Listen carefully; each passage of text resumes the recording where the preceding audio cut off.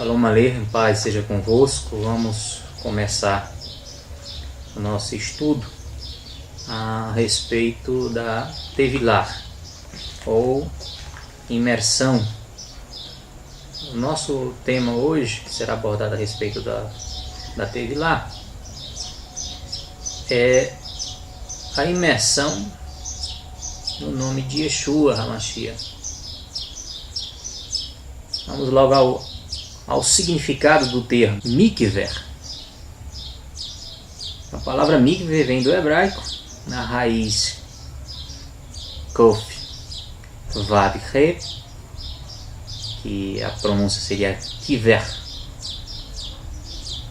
que pode ter os seguintes significados: ter esperança, confiar, acreditar.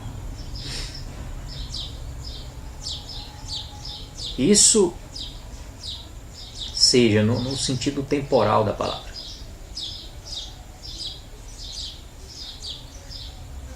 Quando alguém faz a Tevilá, ele vai ao mikveh, um outro significado da palavra mikveh é ajuntamento de águas. Ele faz uma imersão no nome de Yeshua, declarando publicamente que Yeshua é seu Senhor, seu Elohim. Nós da Beit Yeshua Hamel acreditamos que Yeshua é o nosso Elohim, Criador do céu e da terra, que se fez carne e habitou entre nós. Então, nós, quando fazemos a Tevilá, estamos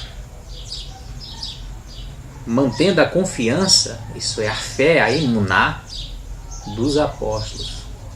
Os apóstolos, em Atos, Masei, Hashlichim, Atos dos emissários, eles deixam bem clara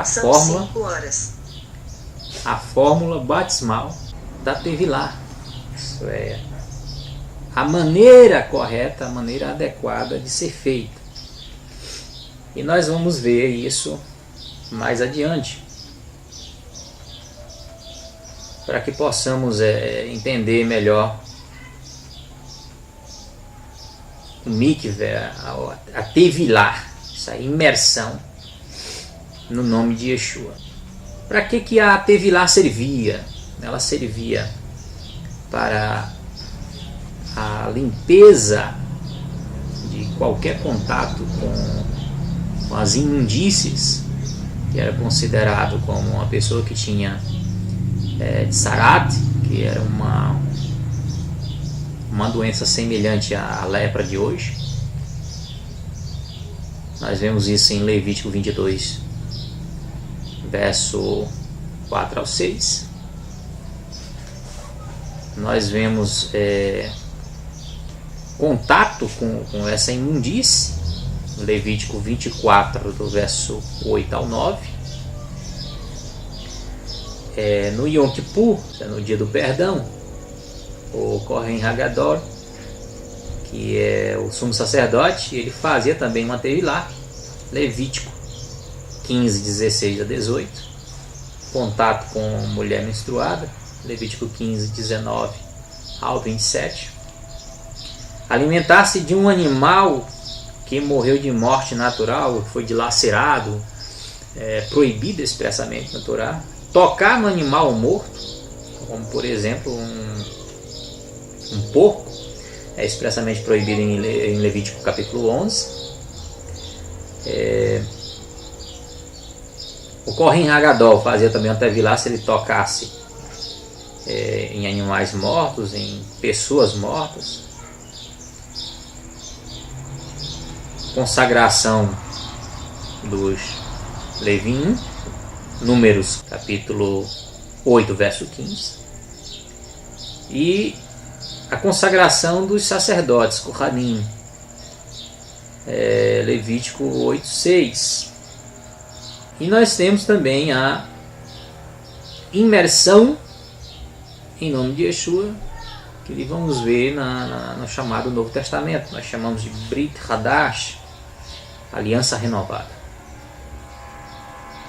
Na Brit Hadash também há a imersão na rua, isso é a imersão no Espírito, ou conhecido popularmente como batismo no Espírito Santo. Mas o nosso foco hoje é o batismo nas águas, é o batismo em nome de Yeshua. Nós vamos ver a partir do capítulo 2, 38 de Atos, que são os Atos dos Apóstolos, mas antes disso, nós vamos ver em Mateus 28, 19, vamos fazer a leitura que não deixa de ser um ponto de partida, porque é o texto que a maioria se baseia para fazer a Tevilá. O texto diz o seguinte, 28, 19: Ide, portanto, fazer discípulos de todas as nações, se tornem discípulos, aliás, batizando-os em nome do Pai, do Filho e do Espírito Santo. A maioria das igrejas, elas batizam, realizam a Tevilá no nome, ou nos nomes, no caso aqui, ou nos títulos Pai, Filho e Espírito Santo. Porque se bem observarmos aqui, Pai não é nome, Filho não é nome, Espírito Santo muito menos. Pai é um título que todo homem recebe a partir da hora que se torna pai. Filho, todo aquele que nasce é filho, ou se tornou filho de alguém por adoção, ou aquele que se torna pai também por adoção. E Espírito Santo é mais uma forma traduzida errado do termo Ruach HaKodesh. Para começar, eles engolem o artigo Ra, é engolido. O termo é Ruach HaKodesh, Espírito de santidade, o Espírito do Santo. Então o Deor na nossa língua eles engoliram, certo? O artigo Ra é engolido. Então a melhor tradução, quando se traduz corretamente do hebraico para a nossa língua, seria o Espírito de santidade, o Espírito do Santo, porque não existe dois Espíritos, existe um. Yeshua disse que Elohim é Espírito, importa que seus adoradores o adorem em Espírito e em verdade. Não existe dois Espíritos Santos. Por que eu digo isso? Se você ler Shemot, Êxodo 19, o Eterno disse: sede santos, o Kadosh, como eu sou santo. Ora, Yeshua diz que Elohim é Espírito. Elohim diz que é santo. E muitas outras passagens declaram que o Eterno é o Santo de Israel, ou Kadosh de Israel. Então existe dois Espíritos Santos, o Eterno é santo e é Espírito, então ele é Espírito Santo. Essa é a essência do Todo-Poderoso. Não pode haver dois Espíritos Santos. Ele é o próprio Espírito Santo. Ele é Pai porque criou todas as coisas.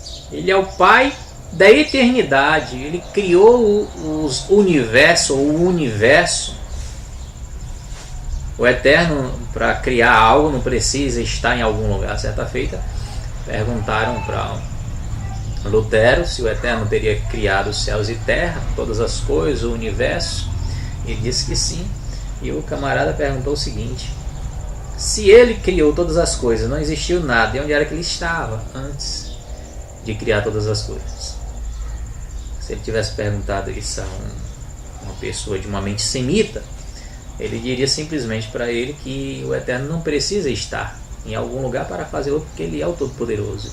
Para começar, ele não está no nosso universo, ele está fora do universo. Salomão, orando, depois que fez o templo, o Beit HaMikdash, ele diz: nem os céus dos céus contêm teu poder.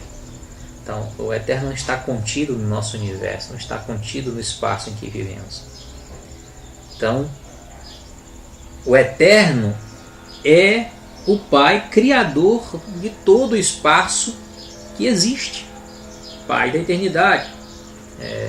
Yeshayahu, capítulo 9, verso 5. E ele é filho, por que que ele é filho?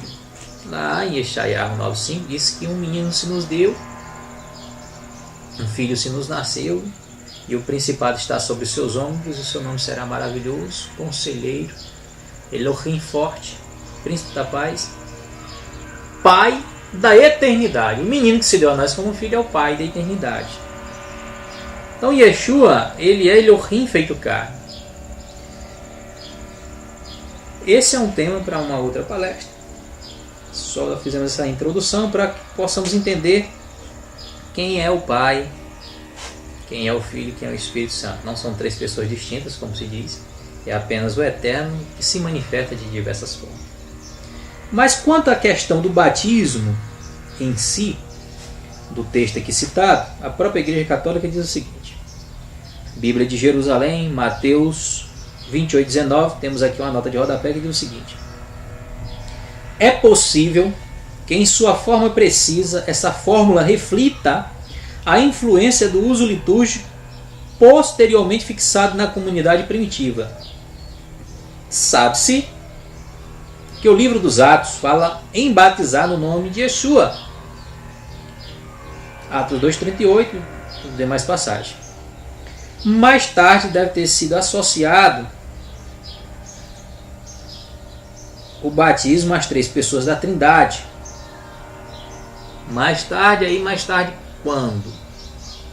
Mais tarde, quando eles começaram a fazer o famoso sincretismo religioso, querer se aproximar das demais religiões, quando o Eterno proibia essa aproximação, essa assimilação, a igreja chamada depois dos apóstolos, o apóstolo Paulo faz até uma recomendação em Atos 20 e 28, que depois da sua morte, veja bem o que o apóstolo Paulo diz com toda clareza, depois da sua morte entrariam lobos que não perdoariam o rebanho. Atos 20, 28 diz assim: estai atentos a vós mesmos e por todo o rebanho sobre o qual Aru Aracodes vos constituiu bispos, para apacentar da igreja a congregação de Elohim, que ele resgatou com o seu próprio sangue. Isso é, depois da morte de Shaul Hachalia, o apóstolo Paulo e os demais apóstolos, até uma referência histórica, que diz que a congregação ela permaneceu pura, virgem, até a morte do último apóstolo que teve contato com o Mashiach. Mas depois vieram alguns chamados hoje, chamados pais da igreja cristã, entre eles um senhor de Inácio. Esse é um dos piores. E começaram ali a assimilação com as demais religiões, inclusive a religião romana da época, a religião do Império.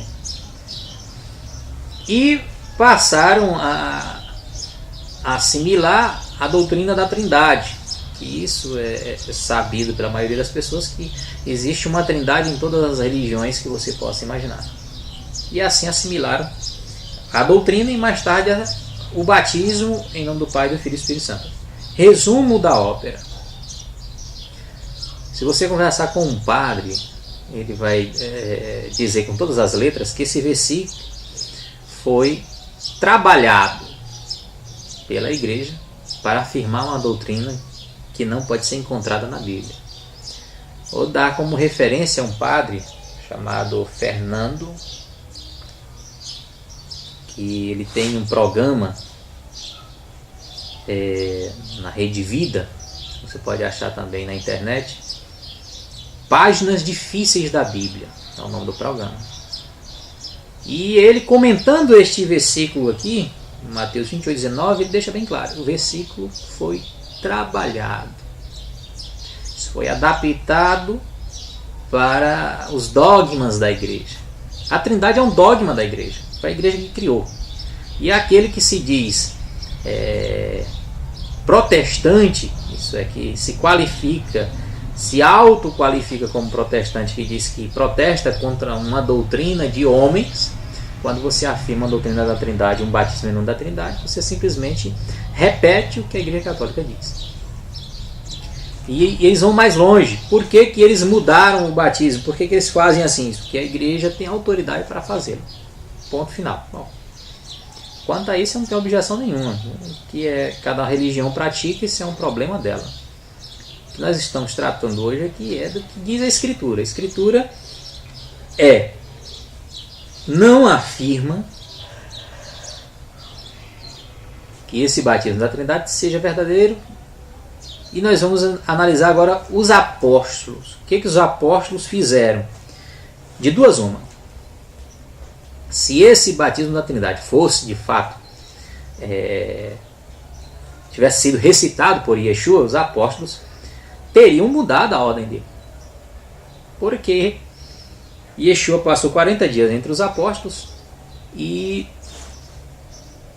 os apóstolos em Shavuot, isso é, na festa de Pentecostes, eles receberam a Arua, foram cheios do poder do Eterno, e ali estavam judeus de todas as nações debaixo do sol, e eles começaram a anunciar o Messias Yeshua, e aqueles homens que acreditaram na palavra de Kefas, do apóstolo Pedro, perguntaram, vou ler o texto, Atos, capítulo 2, 38.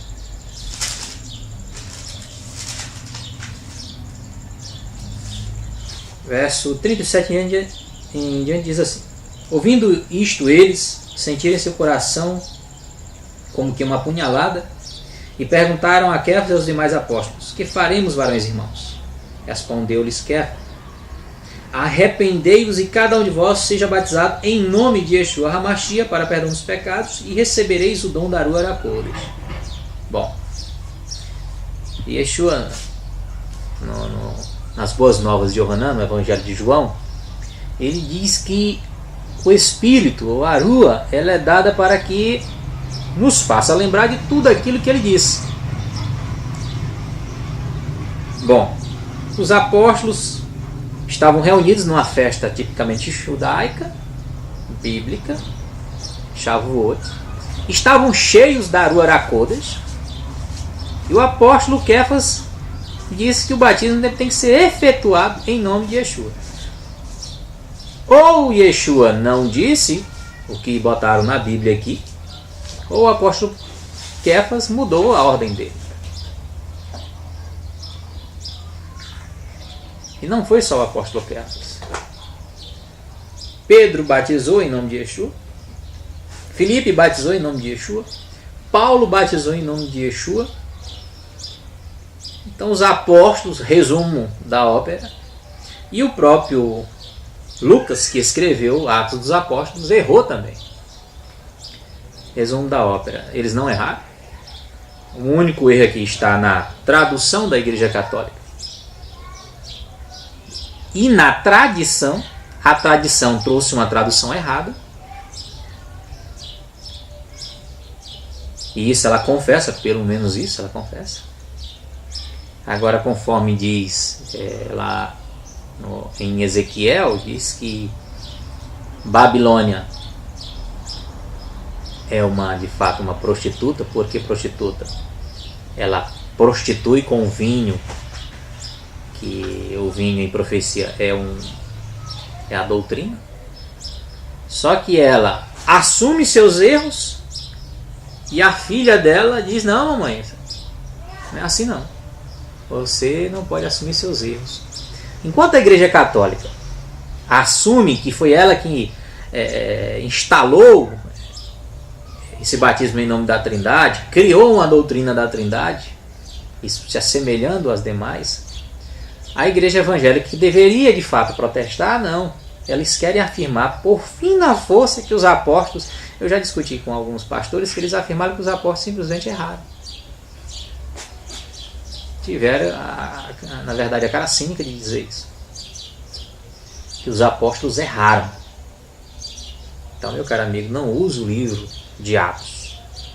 Porque em Atos 2,38, nós vemos aqui o apóstolo Pedro, Kefas. No capítulo 8, nós vamos ver aqui Filipe, capítulo 8 de Atos, verso 12 diz assim: Quando, porém, acreditavam em Filipe que lhes anunciara a boa nova do reino de Elohim e do nome de Yeshua, homens e mulheres faziam-se batizar. Verso 16 diz assim, que Filipe mandou chamar João e Kefas para orarem por essas pessoas que foram imergidas. Agora em que nome? Verso 16. Pois não tinham descido sobre nenhum deles, mas somente haviam sido batizados em nome de Yeshua HaMashiach, Adom Yeshua. Bom, então aqui temos mais 3 apóstolos que estavam errados. Filipe. Filipe aqui no caso não era nem um apóstolo, era um diácono, ou um zaqueno. O João, Yohanan e Kefas, Pedro. Capítulo 10, verso 48, Kefas na casa de Cornélio. Verso 48 diz assim: E determinou que fossem batizados em nome de Yeshua HaMashiach, e pediram-lhe então que permanecesse ali por alguns dias. Pedro de novo. Interessante que Pedro está até aqui nesses 3 eventos de batismo. Vamos para Atos 19. Atos 19, do 1 ao 5, diz assim: Estando Apolo em Corinto, Paulo, tendo passado no Planalto, chegou a Éfeso, e ali encontrou alguns discípulos, e perguntou-lhes: Recebeste a Ruach HaKodesh quando abraçaste a fé? Eles responderam: Mas ainda nem ouvimos falar que haja Ruach HaKodesh. E ele, em que batismo fosse batizado? Responderam: No batismo de Yohanan, João o Batizador, João Batista. Paulo então explicou: João batizou com o batismo do arrependimento, dizendo ao povo que cresce naquele que vinha após ele, a saber, em Yeshua. Tendo ouvido isto, receberam o batismo em nome de Yeshua, e Paulo, lhes impondo as mãos, veio sobre ele a Ruach HaKodesh. Tem um detalhe aqui: esses homens eram discípulos de Yohanan, João, e eles foram rebatizados por Paulo por um detalhe: eles ainda não tinham confessado a Yeshua como seu Messias, como seu Salvador, e precisavam receber esse mikveh, que ele é único, em nome de Yeshua. Por que em nome de Yeshua? Porque no ato batismal nós mudamos o nosso status. Vamos dar um exemplo. O povo estava no Egito como escravo, e a partir da hora que eles saem do Egito, passam o Mar de Juncos, conhecido como Mar Vermelho, houve ali um batismo. Vamos dar uma olhada aqui em 1 Coríntios, capítulo 10, que diz assim, verso 1 em diante: Não quero que ignoreis, irmãos, que vossos pais estiveram todos sob a nuvem, todos atravessaram o mar, e na nuvem e no mar todos foram batizados em Moshe. Todos comeram o mesmo alimento espiritual e todos beberam da mesma bebida espiritual, pois bebiam de uma rocha espiritual que os acompanhava, e a rocha era o Mashiach. Mais uma vez, né, mostramos que o batismo é uma mudança de status. E veja que aquela nuvem que acompanhava Israel no deserto era o Mashiach. E em várias passagens vai ver que aquela nuvem era o próprio Yahweh. Mais uma vez vemos também que Yeshua é Yahweh. É uma mudança. Eram escravos e agora são livres. Foram imergidos. Quando nós saímos, declaramos que Yeshua é nosso Mashiach, que aceitamos como nosso Salvador, como nosso Yah, nós fazemos um mikve, que é uma confissão pública, porque essa confissão pessoal, íntima, temos que tê-la antes mesmo de irmos às águas. Isso tem que ser algo que ser praticado, não só falado, expressado externamente falando, mas é algo que deve ser praticado, deve ser algo verdadeiro. E nós nos tornamos agora parte da noiva do Mashiach. E nos tornamos agora filhos. Agora tem um detalhe. Quando uma mulher casa com um determinado cidadão, ela recebe dele o nome. Ele pode ser coronel, ele pode ser juiz, ele pode ser o presidente da república. Ela não pega nenhum desses títulos dele. O nosso Criador, ele é pai, ele é filho, porque se fez carne, Criador do céu e da terra, Yahweh de Sebaot. Tem vários títulos. Mas um só é o seu nome. Do recebimento do nome do nosso Elohim, no ato batismal, nos tornamos parte da noiva e nos tornamos filho de Elohim. Existe algo do fato e do direito. O fato, lá em Guiliana, Apocalipse, capítulo 13, verso 8, diz que Yeshua nos resgatou antes da fundação do mundo. Como o nosso Elohim ele é atemporal, ele não existe no espaço e no tempo, todas as coisas já aconteceram para ele. Nosso nome foi escrito antes da fundação do mundo. Mas, conforme diz Romanos capítulo 8, o Eterno nos conheceu antes, então ele nos predestinou, e aqueles que ele conheceu, chamou, justificou, santificou e glorificou. Quando o nosso Mashiach nos chamou, se as minhas ovelhas ouvem a minha voz e eu as conheço e elas me seguem, quando nós ouvimos essa voz, declaramos que Ele é o nosso Salvador, e então fazemos a Tevilá, o seu nome ele é invocado sobre nós. Nós passamos a ser agora parte da congregação, da noiva do Mashiach e filhos, recebemos o nome. Isso era feito no Tanar, precisamente em Bar Midbar, ou Números, capítulo 6, verso 24 em diante, já existia uma prática de ser invocado o nome do Eterno sobre o seu povo. O que o Eterno disse aqui a Moshe? Disse a Moshe: fala a Arão e a seus filhos, dize: assim abençoareis os israelitas, dir-lhe-eis: Yahweh te abençoe e te guarde, Yahweh faça resplandecer o seu rosto sobre ti e te seja benigno, Yahweh mostre sobre ti a sua face e te dê a Shalom. Assim porão meu nome sobre os filhos de Israel. O nome do Eterno era invocado sobre o seu povo. Por quê? Nós somos propriedade particular do Eterno. E o seu nome é invocado sobre nós como uma questão de direito. Quando nós compramos um terreno, naturalmente, se quisermos que isso seja notório para a sociedade, nós vamos até um cartório e registramos ele em nosso nome. Quando nasce um filho, nós vamos lá registrando esse filho no nosso nome. Quando vamos nos casar, nós vamos lá e colocamos os nossos nomes no papel e a mulher passa a ser chamada pelo nosso nome.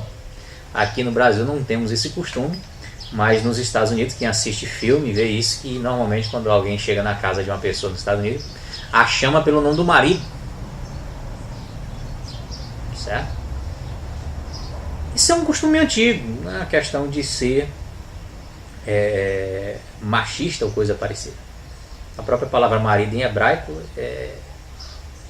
significa dono. O Eterno, ele é o dono de Israel, ele é o marido, é o dono. E ele mandou que os sacerdotes invocassem seu nome sobre Israel como uma forma de mostrar que ele é o proprietário do seu povo. Ele está carimbando, ele está registrando isso. E no ato batismal é semelhante. O nome de Yeshua é invocado sobre o seu povo. E dali em diante nós passamos a ser, por direito, filhos e parte da noiva do nosso Mashiach, Yeshua. O mais engraçado que nós vemos nessas questões é que as pessoas que valorizam tanto o nome do Messias, e às vezes invocam o nome errado, mas fazem tudo no nome dele.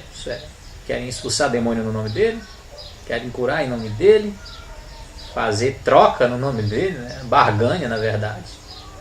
E na hora do batismo, que é uma mudança de status, você passa de um estado de escravo para um estado de livre, de morto para vivo, não recita o nome dele. O mais engraçado é isso. E esquecendo que Atos dos Apóstolos está nos ensinando como tratar dessa questão. Atos, nós vemos os apóstolos curando em nome de Yeshua, nós vemos os apóstolos expulsando demônios em nome de Yeshua, nós vemos os apóstolos batizando em nome de Yeshua, mas as pessoas só observam a cura e a expulsão de demônio. Na hora do batismo em nome de Yeshua, ninguém lembra. Contrariando o que Shaul Hachalia diz, que tudo que fizer, seja por palavra ou por ação, fazei tudo em nome de Yeshua. Ninguém observa isso. Ninguém não, devo me corrigir. Uma boa parte, hoje, das igrejas neopentecostais, pentecostais, uma pequena parte na verdade, reconhecem isso hoje, de batizar no nome. O porém é o nome que se usa. Aí vai entrar um outro detalhe que seria a questão da fonética do nome do Mashiach. Eu aconselho as pessoas a ver alguns comentários, por exemplo, do David Stem, que tem uma Bíblia na tradução, uma Bíblia judaica, já em português, do David Stem, e ele explica essa questão, que o nome Yeshua ele não pode ser compreendido nem traduzido para qualquer outra cultura, porque existe uma ideia no nome que não pode se assemelhar a cultura nenhuma. Vou dar um exemplo. Os gregos não tinham, por definição, uma cultura ou uma ideia, vamos dizer assim, uma ideia de um Salvador, de um Messias.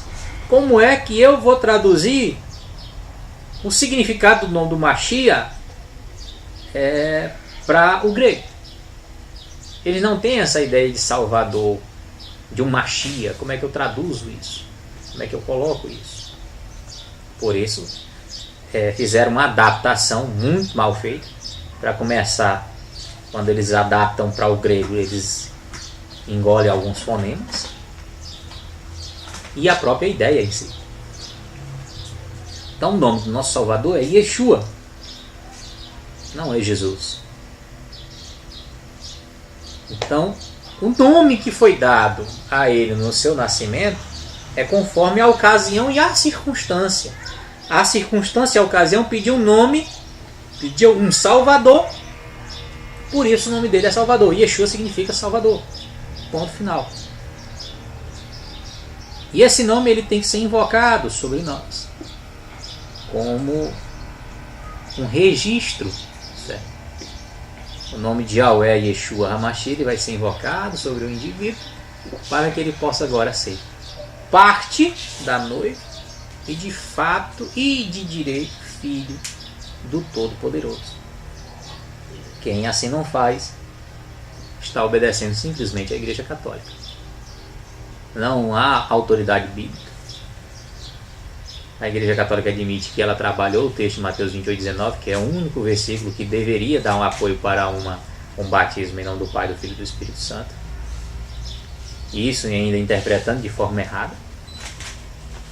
Então nós devemos nos ater ao exemplo dos apóstolos. As pessoas, na maioria das vezes, querem colocar Paulo como alguém de mais autoridade do que o Mashiach. Em alguns aspectos, quando pega um texto isolado, tudo posso naquele que me fortalece, quando o apóstolo Paulo, no seu contexto, estava falando de outras coisas. Estava dizendo tudo posso naquele que me fortalece, mas tudo posso em que? Estava dizendo que sofria fome, sofria maus tratos, andava mal vestido, sofria doenças, mas tudo ele podia suportar todas essas coisas. Mas aí a pessoa cita o texto para um contexto errado. Isso aí tudo posso é o seguinte: eu posso ter um carro, eu posso ter uma casa, é só nesse sentido, né? Então o contexto que o apóstolo Paulo fala é um e as pessoas citam suas palavras de outra forma. Vamos pegar o exemplo do apóstolo Paulo que batizou em nome de Yeshua. Vamos pegar o exemplo do apóstolo Paulo que diz que tudo que fizerdes, seja em palavra ou em ação, fazei em nome de Yeshua. Vamos pegar o exemplo do apóstolo Paulo quando diz: sede meus imitadores, como eu sou do Mashiach. Então, devemos nos ater ao que está na Escritura. O batismo ele é realizado, feito em nome de Yeshua. Quem faz diferente está por conta própria. Isso não está embasado na Escritura Sagrada. Nós, da Beit Yeshua Hamelech, fazemos assim, como disse os apóstolos. Na próxima festividade, que é a data da Pessa, nós vamos fazer Tevilá. E será em nome de Yeshua HaMashiach, nosso Elohim. Nós vamos fazer o Seder de Pessa, que é em memória ao nosso Mashiach Yeshua, morte e ressurreição. E vamos fazer o Seder de comunhão com aqueles que já fizeram a Tevilá. Para mais informações, vocês podem acessar o nosso blog, Beit Yeshua Hamelech, e também pode ligar para nós com os telefones que vai estar logo aí para vocês verem. Que o Eterno possa abençoar a todos, que o Eterno nos dê a sua paz, a sua shalom, em nome de Yeshua HaMashiach. Amém.